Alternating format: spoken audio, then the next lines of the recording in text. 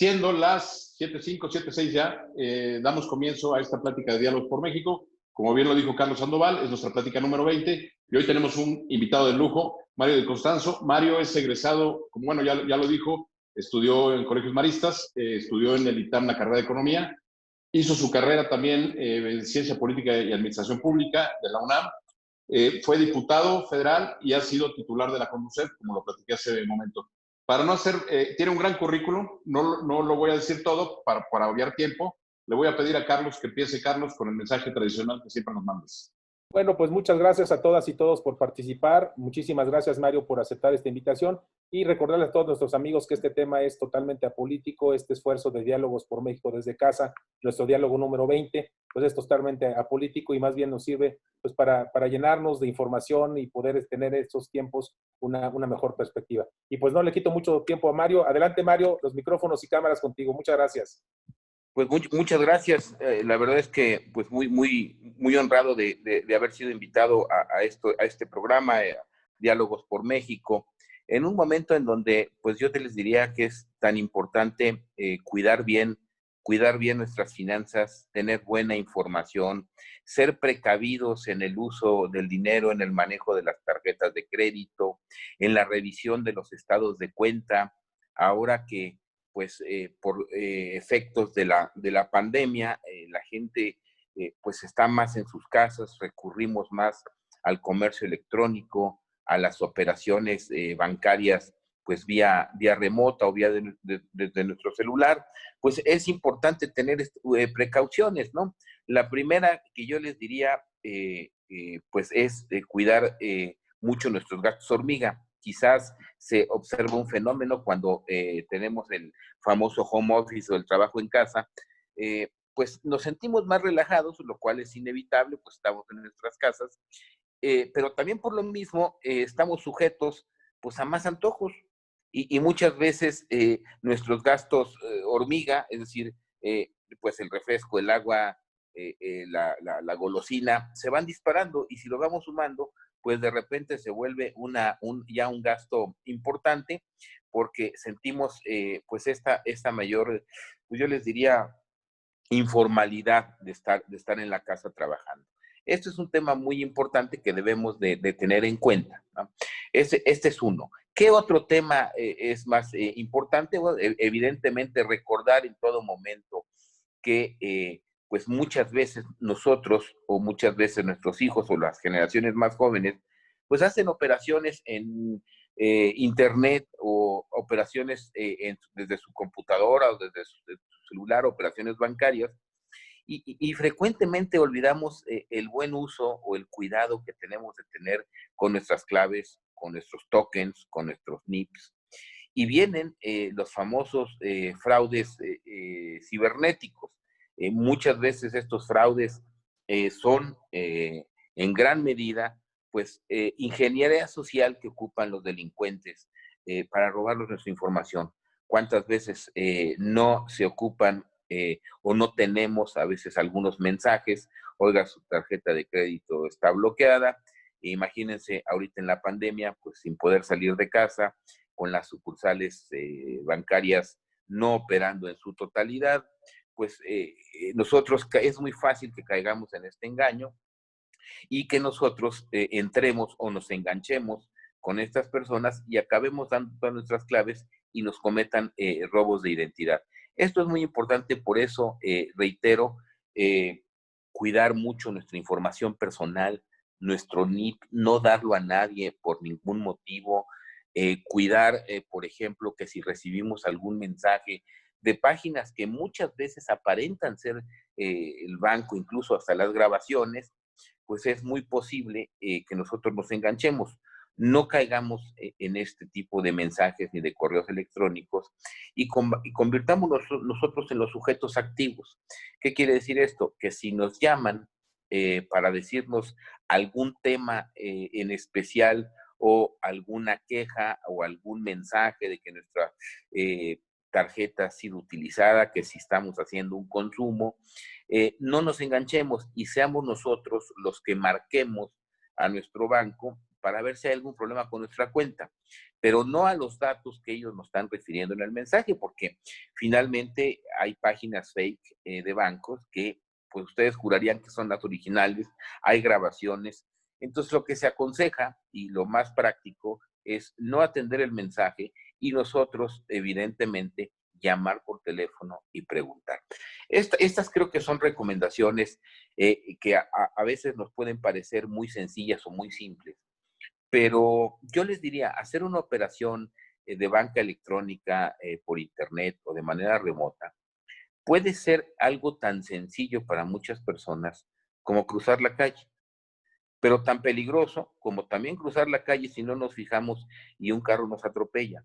Y muchas veces la cotidianidad de la vida pues hace que nos olvidemos de estas precauciones, de estos consejos y que finalmente pues caigamos en estos engaños y luego son reclamaciones muy complicadas de atender, ya nos hackearon, ya nos clonaron la tarjeta, hay que llamar al banco, hay que esperar tiempo, vaya, son reclamaciones muy, muy complicadas y muchas veces muy complicadas también para el banco, porque el banco nos dice, pues, hubo NIP, hubo la firma electrónica, etcétera, etcétera. Entonces se vuelven complejos, procedimientos muy complejos de atender y de resolver, ¿no? En el Inter, pues imagínense si nos vaciaron la cuenta, si nos metieron hasta el límite de crédito de la tarjeta. Entonces es mejor prevenir y para prevenir la mejor forma de hacerlo, pues es evidentemente no caer en ese tipo de engaños, ¿no?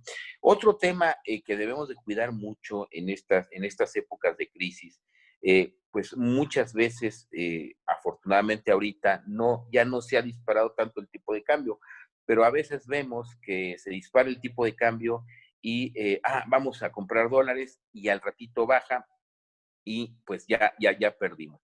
Creo que en estas épocas debemos ser muy mesurados, muy conservadores con nuestras inversiones, muy conservadores con los rendimientos que nos ofrecen o con los negocios que nos pueden ofrecer, porque muchas veces son pues delincuentes, este delito del fraude, pues es un delito que se nutre del medio ambiente.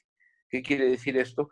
Que en la medida en que exista alguna condición o alguna situación en el ambiente financiero, en el ambiente económico, son factores que ellos utilizan y que ocupan precisamente pues para delinquir y para robarle a las personas su dinero, para invitarle a negocios o a eventos que no van a generarle ninguna utilidad. Lejos de esos, es muy probable que le generen alguna deuda, o estos famosos créditos que los llamaba milagro, que además, pues en estas épocas en donde el dinero es escaso, muchas gentes caen en esto de anuncios de créditos a tasas de interés muy bajas, en donde uno acude y lo hacen firmar pagarés, le empiezan a dar largas, les dicen que no consultan el buró de crédito, que en 48 horas tiene su dinero y las personas, lejos de recibir un préstamo, pues acaban pagando. Entonces hay que tener mucho cuidado y de requerir algún tipo de crédito, pues lo primero que tenemos que hacer es verificar que la institución esté registrada o verdaderamente sea una institución financiera. Porque si no es una institución financiera, no hay ninguna entidad gubernamental ni ninguna entidad en donde nosotros podamos quejarnos o por lo menos acudir y buscar pues una reclamación al trato que estamos viviendo. Esto es muy importante porque no todas estas empresas que dan créditos están reguladas en su caso por la Conducef.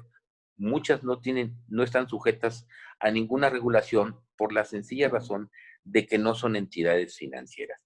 Entonces, si vamos a recurrir a un crédito en estas fechas, pues evidentemente es mucho mejor, o más bien yo les diría, es casi obligado que tenga que ser una entidad financiera. Si no lo es, tengamos cuidado porque nos podemos exponer pues a un maltrato. No quiere decir que en una entidad financiera no nos expongamos a un maltrato, sino que por lo menos si somos objetos de este maltrato, pues evidentemente sí hay instancias en donde nosotros podamos quejarnos o dirimir, en su caso, los conflictos que podamos tener o los incumplimientos que nos puedan hacer. Entonces, esta es otra herramienta y otro consejo que debemos de tener muy, muy presente en esta época.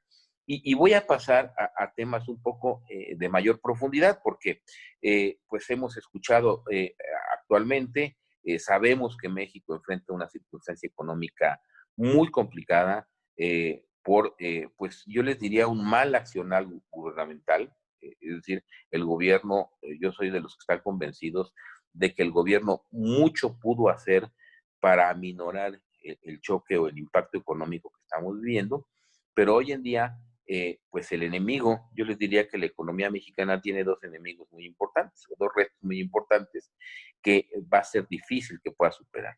El bajo crecimiento económico, que no solamente ha sido bajo, sino ha habido una contracción y habrá una contracción económica muy importante, ese es un tema. Y el otro, pues es el desempleo que esto implica, ¿no?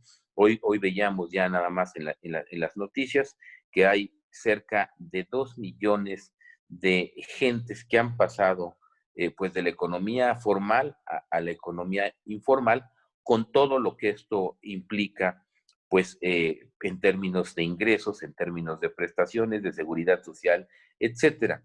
Y pues muchos de nosotros, muchos que de alguna manera usábamos la tarjeta de crédito, que tenemos un crédito hipotecario, que estamos pagando el auto, pues se vuelve un verdadero conflicto. Ante esto, pues muchos bancos desde hace ya algún tiempo han anunciado programas de reestructura de créditos, en el que, bueno, nos daban un cierto tiempo en donde no se cobran los intereses o se capitalizan en los intereses, o no tenemos que hacer el pago mínimo de la tarjeta, o no tenemos que hacer el pago de la hipoteca. Y esto, pues hay que tomarlo con mucha reserva. Yo le explicaba y lo platicaba en la mañana. Muchas veces, y esto depende de la economía de cada persona, es mucho mejor que nosotros invoquemos el seguro de desempleo que acompaña a estos créditos a que nos atengamos o nos adhiramos al programa que eventualmente esté ofreciendo el banco para ayudar o reestructurar las deudas. ¿Y por qué lo señalo? Y les voy a dar un ejemplo muy sencillo en un crédito hipotecario. Un crédito hipotecario, en promedio, el seguro de desempleo cubre hasta 6 mensualidades en caso de que evidentemente la persona pierda el empleo. ¿Qué sucede si en vez de invocar el seguro de desempleo, nosotros nos apegamos a este programa de reestructura?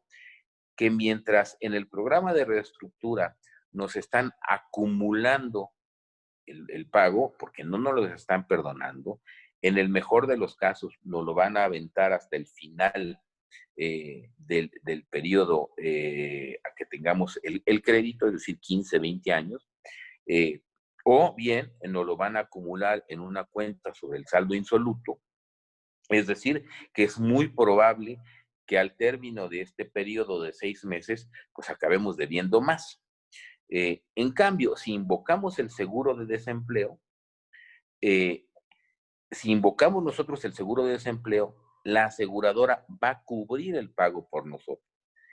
De tal manera que evidentemente al final de estos 6 meses, pues nosotros no vamos a deber más. La aseguradora cumplió con estos pagos y yo no acabé pagando más. ¿Qué sería lo que yo les recomiendo? Pues que tomemos en su caso el seguro de desempleo y luego, en su caso, pasando los 6 meses o pasando el tiempo que cubra este seguro, pues evidentemente buscar una reestructura, pero lo podemos hacer de igual manera en las tarjetas de crédito, en el crédito hipotecario o en el crédito de auto. La mayoría de los créditos, yo les diría el 99.99% de los créditos, traen aparejado algún tipo de seguro de desempleo. Lo pagamos, de hecho, este seguro de desempleo en los créditos de nómina, creo que las tarjetas de crédito no lo tienen, algunas sí, y desde luego pues en los créditos hipotecarios. Esto es muy importante porque evidentemente la crisis económica, la crisis de desempleo, pues va a tener una repercusión muy importante en el crecimiento de los índices de morosidad de los bancos y por tanto, pues de las personas que de alguna manera tienen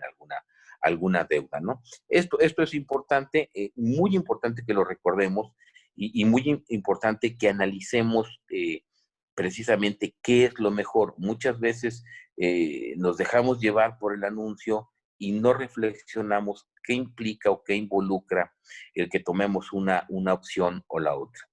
Otro tema que les quiero comentar y que desafortunadamente, pues nada más reflexionamos en él o nos acordamos, pues es cuando hay algún desastre natural. Y lo comentaba por la semana pasada, pues la Ciudad de México sufrió un sismo que afortunadamente no tuvo graves consecuencias, afortunadamente no hubo pérdidas humanas, no se cayeron construcciones, pero por ejemplo en el 2017 me tocaba presidir todavía la Conducef y pues enfrentamos todo el tema del sismo del 19 de septiembre y nos dimos cuenta de algo muy importante y muy preocupante.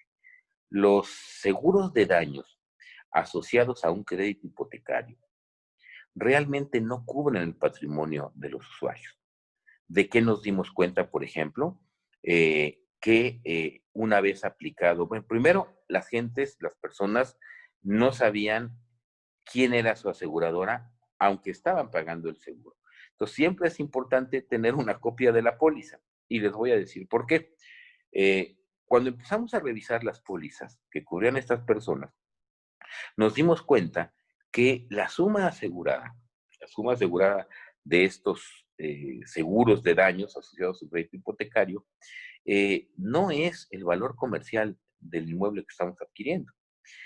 Muchas veces la suma asegurada está en función del valor de construcción del departamento o del bien que hemos adquirido. ¿Qué implica esto? Pues un valor mucho más bajo al valor comercial. Luego entonces, cuando desgraciadamente sucedía alguna eventualidad o una pérdida total del edificio o del departamento, resulta que una persona que tenía un crédito le aplicaban el seguro, le pagaban su suma asegurada, haciéndole los descuentos respectivos del coaseguro y los descuentos que lleva una póliza de seguro, y al final no tenían departamento, lo que les habían pagado como indemnización no les alcanzaba para liquidar el crédito. Luego entonces terminaban sin departamento y debiendo todavía una parte del crédito. Por eso es muy importante, y no hay que esperar a que tiemble para eso, que revisemos, si estamos en este caso, que revisemos pues cómo funciona la póliza. Nos pasó aquí en la Ciudad de México unos edificios que estaban ahí en Portales, cayeron, estaban nuevos y cayeron, fue una pérdida total. Afortunadamente logramos una muy buena negociación con los bancos, nosotros defendiendo a los usuarios, y ellos sí pudieron rescatar mucho, pero si no hubiesen acudido a Conducef en aquella ocasión, pues así hubiera pasado, hubieran recibido su indemnización y hubieran todavía tenido que estar pues cumpliendo y pagando este crédito todavía, quién sabe cuánto tiempo más.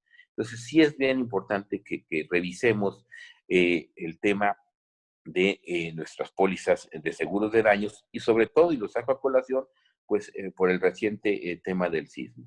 Otro tema muy importante es, ahora está pues no muy de moda, desafortunadamente, la gente está recurriendo a retirar muchas veces de su Afore dinero como un apoyo al desempleo. Esto, si bien es cierto que para muchas personas puede servir pues como un paliativo ante la pérdida de empleo, también tiene un costo muy importante, y es que las personas al retirar, al hacer uso de este apoyo por desempleo, están perdiendo semanas de cotización. ¿Qué quiere decir esto? Pues que si para pensionarme, cuando llegue a la edad de 65 años, me requieren la ley me requiere 1,250 semanas de cotización y hoy vamos a pensar, tengo 1,000, si hago un retiro por desempleo, no solamente baja mi ahorro para mi pensión futura, sino que también bajan mis semanas cotizadas. Entonces, una persona que está ya muy cercana a los 65 años o muy cercana a pensionarse, un retiro de desempleo puede implicar que pierde el derecho de una pensión vitalicia, que de por sí el sistema de nosotros genera unas pensiones muy bajas, es cierto, pero también lo es que pues se ve acrecentado si nosotros llevamos a cabo estos retiros sin, ¿cómo se llama? Sin considerar esta variable. Ahora, si somos más jóvenes y todavía tenemos mucho tiempo por delante para compensar, pues lo que se recomienda es que si tú efectuaste o recibiste un seguro o un apoyo por desempleo, en un futuro, pues puedas utilizar o puedas aportar un poco más de tu ahorro para compensar y para restituir este, este fondo, este dinero, pues que en esta ocasión tuviste que utilizar por el desempleo o por la eventualidad por la que estás atravesando. Entonces, es bien importante considerar esto. Otro tema muy importante, y se los adelanto, según mis estimaciones, y se los digo así, según mis estimaciones, pues es muy probable que mañana se anuncie la quiebra de algún banco, de Banco FAMSA. Creo que todo apunta a que mañana se va a hacer el anuncio. Esto no quiere decir en principio que vaya a haber un quebranto en masa de todos los bancos, pero muchas veces esto también nos debe de recordar pues cómo funciona el seguro de depósito en México. Ustedes saben que todas las cuentas en los bancos, todas las cuentas de depósitos, cheques, depósitos a la vista, pagarés con rendimiento liquidable al vencimiento, tienen la cobertura del IPAB. El IPAB es un seguro de depósito que evidentemente pues ayuda y aporta y nos permite cumplir pues con la garantía de algunos depósitos que tienen las personas. Ahora bien, ¿cómo funciona? Bueno, nuestros depósitos están garantizados por el IPAB hasta un monto de aproximadamente 2,5 millones de pesos, 400,000 UDIs. En el caso de la quiebra de un banco, si nosotros tenemos en una cuenta menos de 2,400,000 UDIs, pues el IPAB nos da nuestro cheque y no tuvimos problema.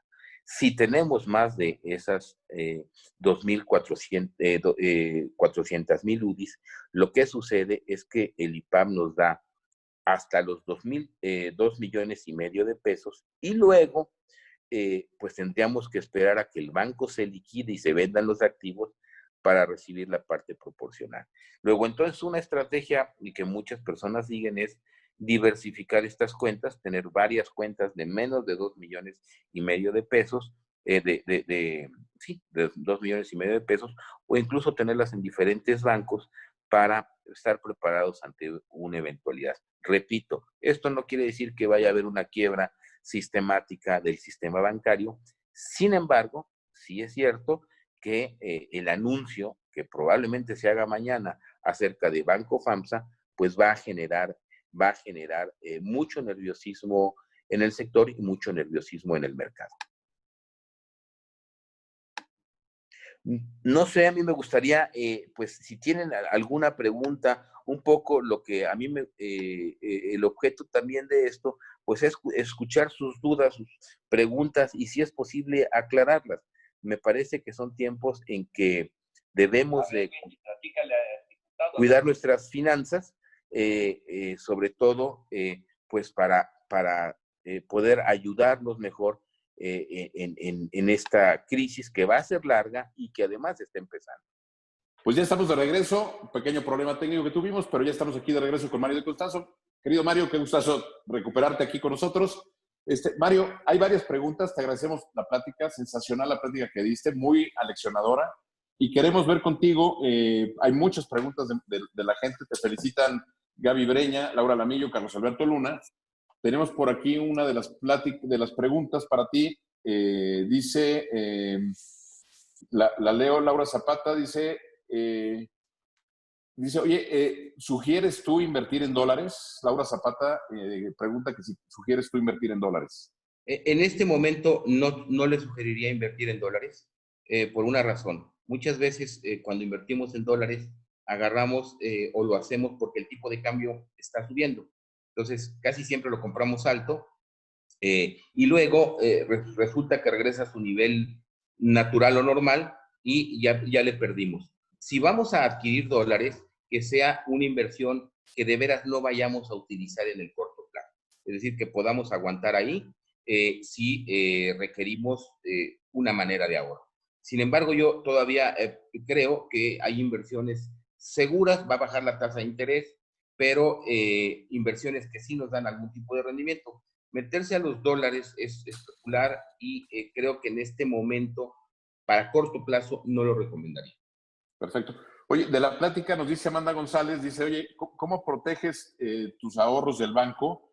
Y más ahora que estás comentando que quizá a lo mejor, además de FAMSA, pudieran entrar en problemas otros bancos. ¿Cómo hacer? ¿Qué sugieres para proteger los ahorros?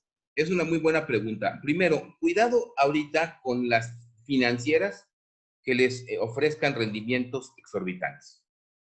Creo que esa es una llamada de atención. Si alguien nos ofrece, oye, fíjate, invierte aquí, te vamos a pagar el 20, el 15, cuidado. Una tasa demasiado alta en este momento, pues es imposible que te la dé la economía. Esa es la primera recomendación. La segunda, si tenemos nuestros ahorros en un banco y tenemos el seguro de depósito, ese lo tenemos automáticamente, pero el seguro de depósito nos cubre hasta 2,5 millones por cuenta. Le recomendaría yo que si tenemos en una cuenta más de 2,5 millones, aperturemos dos. Una de 2,5 millones y otra de 500,000 pesos o del excedente. Tantas como sea necesario. Incluso les recomiendo, si son inversiones, tratemos de tener en un banco, tratemos de tener en otro banco, pero sin rebasar los 2,5 millones para estar cubiertos ante alguna eventualidad por el seguro de depósito. Ok. Oye, María del Carmen Padilla nos pregunta en el tema de FAMSA y también la de Aeroméxico, ¿por qué se adhirieron al capítulo 11 a la ley de quiebra de Estados Unidos? ¿Qué ventaja o qué desventaja hay y qué consecuencias podría haber? Miren, el capítulo 11 no es o no implica que una empresa esté quebrada per se. Esto es importante. El capítulo 11 lo podemos asemejar aquí en México a cuando una empresa entra en concurso mercantil. Es decir, hago un alto, busco reestructurar como empresa mis deudas, que es lo que está haciendo Aeroméxico, vigilado por un tribunal, por un interventor, sería aquí en México, para poder salir adelante. Hay empresas, sobre todo las aéreas, que si tú las bajas, si tú paras a la empresa, si tú aterrizas sus aviones, volverlas a arrancar es costosísimo, costosísimo. Luego entonces es una medida para que la empresa, sin dejar de trabajar, pueda ir reestructurando sus deudas. Entonces, digamos, es un paso para evitar la quiebra. Más que un paso a la quiebra, yo lo llamaría como un paso para evitar la quiebra, que es lo que está haciendo Aeroméxico. Como muchas líneas del mundo, con la peculiaridad que en otros lugares del mundo han recibido apoyos del gobierno. Y no los han recibido por el hecho de rescatar por rescatar. Los han recibido porque es una actividad esencial para la industria del turismo. Entonces, en este caso, Aeroméxico se está adhiriendo al capítulo 11 precisamente para reestructurar sus pasivos y poder ser viable a mediano plazo. Ok. Y en el caso del Banco FAMSA, sí, perdón, claro. No, adelante. en el caso del Banco FAMSA, lo que sucedió, y es muy interesante, a ver, el negocio no era malo, podía estar mejor, pero el negocio que tenían no es malo. ¿Qué era lo que estaba mal? La administración. Se hicieron operaciones que no eran correctas. ¿Qué tipo de operaciones? Se prestaban a socios. Esto no está penado, pero hay ciertas reglas. El primero es la cantidad, no pueden exceder de cierto monto. El segundo es que el Consejo de Administración tiene que aprobar estos préstamos o estos créditos. Y el tercero es cómo lo registraba. No todo lo registraban como un crédito, sino lo registraban como una cuenta por cobrar. Y desde luego, cuando un banco presta dinero, tiene que guardar una cantidad, una reserva, por si no le pagan ese crédito, porque al final lo que presta es el dinero de los ahorradores. Ahora, ¿qué opción había antes de que la intervención y la liquidación? Había la opción de que la banca de desarrollo, incluso el mismo IPAB, está en el artículo 46 de la ley del IPAB, le pudiera dar un apoyo para mantener su operación, su liquidez. Y a cambio, en este caso Banco FAMSA, diera acciones en garantía. Diera acciones en garantía y pudiera seguir operando. ¿Qué ventaja traía esto? Primero, que el requerimiento de capital eran 6,000 millones de pesos y no pagar a los ahorradores, porque el banco iba a seguir funcionando, los 26,000 millones que va a tener que utilizar el IPAB del fondo de protección. O sea, salía más barata la decisión. Y otra muy importante, cubrías a todos los ahorradores, no estos 2,500 que han quedado fuera por tener un depósito mayor a los 2,5 millones de pesos. Y además, pues todo el viacrucis que representa para un usuario, y ya lo estamos viendo, el formarse, el hacer una solicitud, todo eso, la angustia que vive un usuario ante una situación de esta. Entonces, había alternativas en materia de que el banco siguiera operando. Yo creo que las autoridades se apanicaron, como dicen en el argot, por esta situación. Y mandaron un muy mal mensaje, que esto es lo peor. Mandaron un muy mal mensaje. Porque dijeron, el banco lo estamos interviniendo por una mala administración, por malos manejos, y porque crecían los índices de morosidad.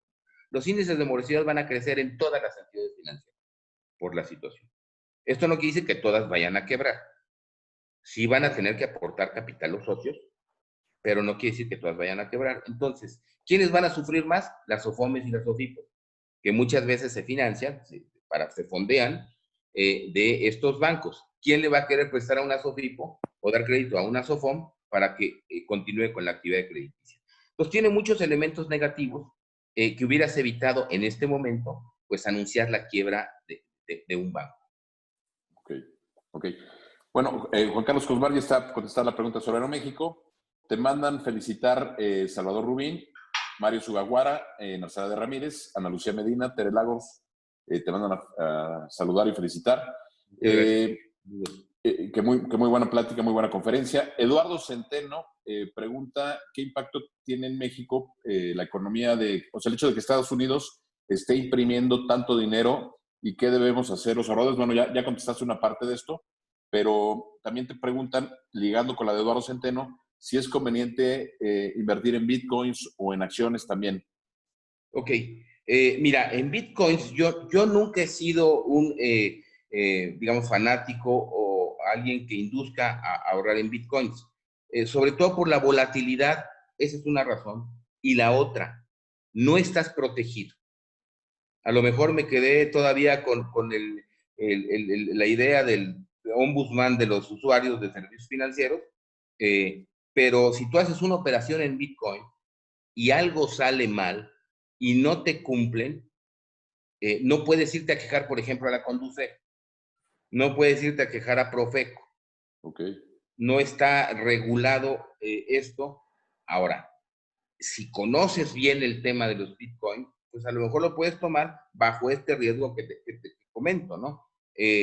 Yo lo que no recomiendo es a alguna persona que no está familiarizada muy bien con los bitcoins, que lo haga porque queda en una indefensión jurídica en caso de algún incumplimiento. En todo caso, si lo van a hacer, que no lo recomiendo por la volatilidad, además, conozcan bien a qué se están metiendo. Esto es importante señalar. Ok. Le doy una... Así, perdón, adelante. Con el lado de las acciones, pues en este momento yo tampoco lo recomendaría, porque tenemos un mercado muy volátil. Tenemos, el otro día platicaba yo con el presidente del instituto de quiebras, en México. Sí. Y me dice, oye, es que se me van a venir en cascada. Entonces, creo que no es un buen momento, ni siquiera para las inversiones financieras en México, por esta situación de que la economía, pues, simplemente no se va a recuperar, por lo menos de aquí a fin de año. Ok. Por lo menos de aquí a fin de año. Recomendaría más bien ir por instrumentos seguros, más que por tratar de obtener grandes rendimientos en este momento. Ok, hay una pregunta privada. Dicen, oye, en el tema de Volaris Interjet, si tuviste algún problema, ¿la Conducef también te atiende? Aparte de Profeco. No, miren, y esto qué bueno que me lo preguntan. Cuando nosotros hacemos una compra en comercio electrónico, porque muchas veces los boletos de avión los compramos en lo que se llama comercio electrónico, ya sea en la plataforma de Volaris o en la plataforma de Interjet. Si yo compré un boleto por vía electrónica, supongamos, y perdí el vuelo, o por esto de la pandemia alteraron los horarios de vuelo y Interjet no me dio el servicio, el ente es Profeco. Si yo compré el boleto con mi tarjeta de crédito, me hicieron doble cargo, me cobraron una comisión que no se debía, etcétera, el conducto es Conducef, dependiendo del tipo de queja que yo tenga en la operación que hice. Y lo mismo funciona para el comercio electrónico en general. Si yo lo compré con mi tarjeta de crédito, pongamos algo en Privalia, y no me gustó, y yo quiero cancelar la operación, no es con Conducef, es con Profeco. Ok. También hacen otra pregunta privada. ¿Qué hacer en caso de acoso? Dice, desafortunadamente caí en cartera vencida y el banco me habla todos los días, a pesar de que trato de negociar con ellos. Ok, acuérdense que hay ciertas reglas para llevar a cabo la cobranza.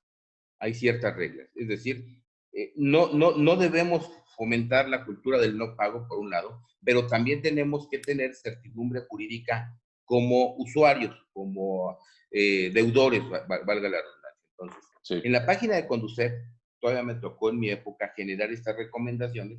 Primero, no te pueden hablar a deshoras.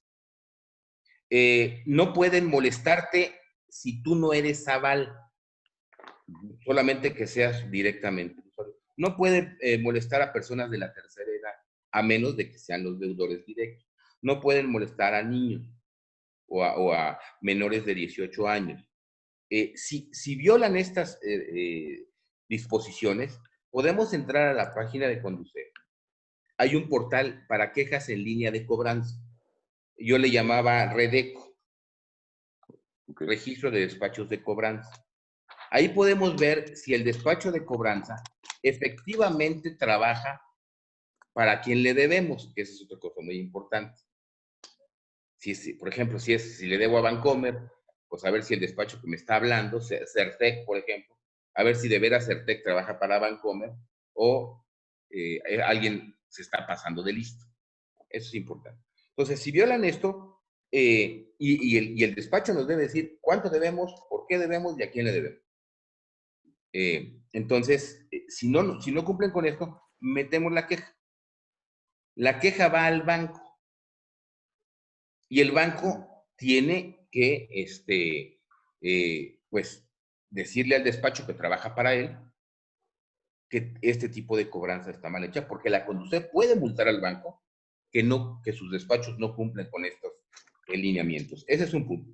El otro, supongamos que sí debemos y que lo está hablando el despacho, y que ya nos hicieron una propuesta que nos llama la atención, está bien y que queremos pagar. No lo hagamos directamente al despacho. Directo al banco. La ley establece que debe ser al banco. ¿Por qué? Porque a veces le pagamos al despacho, el despacho no lo entera y seguimos debiendo. Y al rato nos habla otro despacho. Oiga, es que yo pagué, ¿y en dónde está el recibo? A veces ya ni lo tenemos. O es que le pagué al despacho. Es muy difícil acreditar. Okay. Entonces, si se puede, si lo vamos a hacer, si vamos a reestructurar, que sea por escrito y depositado en el banco. Dato interesante. Fíjate, Mario, aprovechando y esa es parte mía, acaba de salir un estudio del Banco Mundial, hicieron un estudio de 107 países, en donde están apoyando o checaron 350 programas de estos 107 países, que están enfocados hacia el empleo, hacia las cuestiones de liquidez. Y México está fuera de los 75 países que sí están apoyando la liquidez y el empleo. Entonces, me imagino que mucha gente va a tener alguna situación con los bancos. Todo lo que estás diciendo, perdón, creo que les va a caer ahorita a nuestros amigos que nos están aquí viendo, pues como anillo al dedo, así como dice el clásico, ¿no? No, y además, rápidamente, inclusive, porque sí es cierto, tienes mucha razón, este problema se va a recrudecer. Otro punto importante en estos temas de cobranza es que si le están ofreciendo una reestructura, digo, se vale, pero acuérdense que cuando hay una quita de capital, casi quedamos en el buró de crédito para siempre. Es decir, una cosa es que en el buró estemos ya como no deudores, pero no nos quitan. Estamos ahí con una señal específica. Cuando hay quita de capital, cuando hay quita de intereses, nos quitamos y ahí quedamos con un récord. Es esto, ¿no? Entonces, Sí. para tenerlo en cuenta. Ahora, el hecho de estar en el buró de crédito, ni somos asesinos, ni somos criminales, todo el mundo está en el buró de crédito. A veces estamos unos como mejores pagadores del otro, pero tampoco que nos espanten. Todo el mundo está en el buró de crédito. Cada quien con cierta calificación, y tampoco la calificación es un impedimento para que te preste. Simplemente para que él sepa el banco a quién le está prestando y si se avienta a prestarle. Pero esto no quiere decir que estemos impedidos, que a veces nos espantan. Los despachos no pueden utilizar términos jurídicos para cobrar. Esto de estas cartas que dicen, es un cobro extrajudicial, embargo en 48 horas. No es cierto, no pueden embargar. La ley, para embargar, tiene que venir la instrucción de un juez, con una instrucción formal y embargar. Este lenguaje tampoco lo pueden utilizar para que no nos espanten, ¿no? Sí hay que pagar, pero también hay maneras de cobrar. Ok. Hay una pregunta aquí, también de tu parte política, la hace Roberto Mejía. Te la tengo que hacer, pero bueno, yo me imagino que te la hacen seguido. Tú fuiste secretario de Hacienda en el famoso gobierno legítimo de Andrés Manuel López Obrador en la elección 2006, aceptaste serlo, y ahora, pues evidentemente ya ha habido un distanciamiento. Te preguntan qué te llevó a hacerlo y qué te llevó al distanciamiento. Ok, es una muy buena pregunta que me hacen siempre. Efectivamente, yo fui el secretario del gobierno legítimo y como lo he señalado, pues prácticamente viví con Andrés Manuel 6 años. Durante toda esa etapa del movimiento, le daba cifras, lo ayudé, colaboré con el primer proyecto alternativo de nación. ¿Qué me llevó a distanciarme? A que no es el mismo proyecto.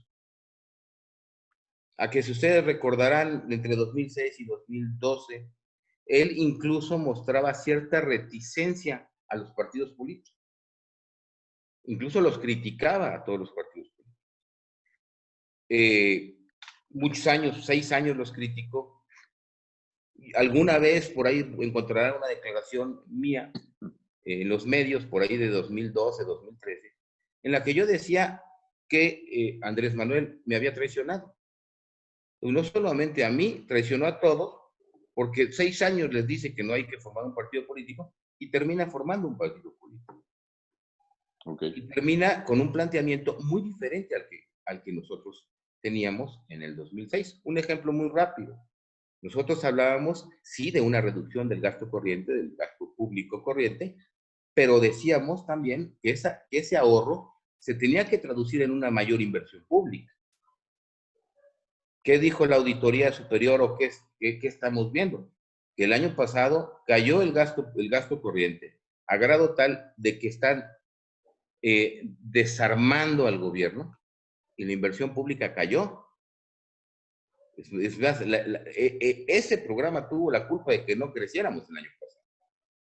El desplome de la inversión pública. Entonces, así como eso, hay muchas cosas que cambiaron el proyecto alternativo de nación, que no planteaba muchas cosas de las que estamos viendo, y eso se debe no solamente a mi distanciamiento, sino señalar muchas cosas que están mal.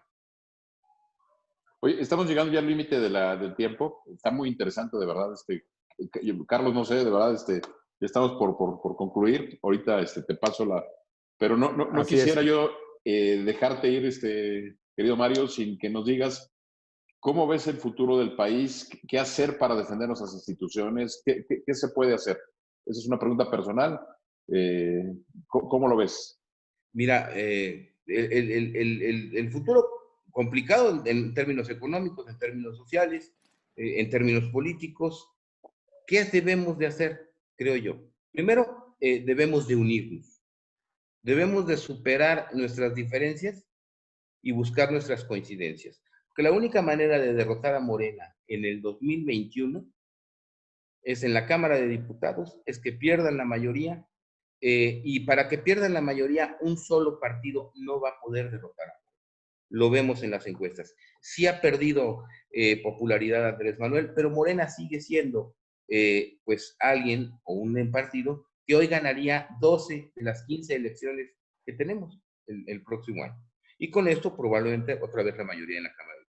Entonces, ¿qué tenemos que hacer? Primero, como ciudadanos, unirnos, independientemente de nuestras preferencias políticas o partidistas. Creo que hay que detener este avance de Morena, regresar la democracia a la Cámara de Diputados, el que tengan que dialogar, discutir, llegar a acuerdos, porque ahorita pues es nada más los levantadedos, como son mayoría, pasa lo que propongan. Entonces, es una cosa muy importante. Tenemos que interactuar y decir a los partidos políticos, necesitan unirse, necesitan llegar a acuerdos para construir este frente. ¿Con quién? Pues también con caras nuevas, con candidatos con arraigo. Quizás como ciudadanos nosotros tenemos que aplicar el voto útil en el distrito, en el estado, donde el segundo esté cerca del de Morena, o vamos por el segundo si Morena va a ganar. Y busquemos estos tiros de precisión. Entonces, yo creo que sí podemos hacer mucho como ciudadanos, pero tenemos que unirnos. Es decir, yo sé que hay una crisis de partidos políticos, que los ciudadanos no creen en los partidos políticos, pero no es momento de culparnos ni de pelearnos, es momento de unirnos.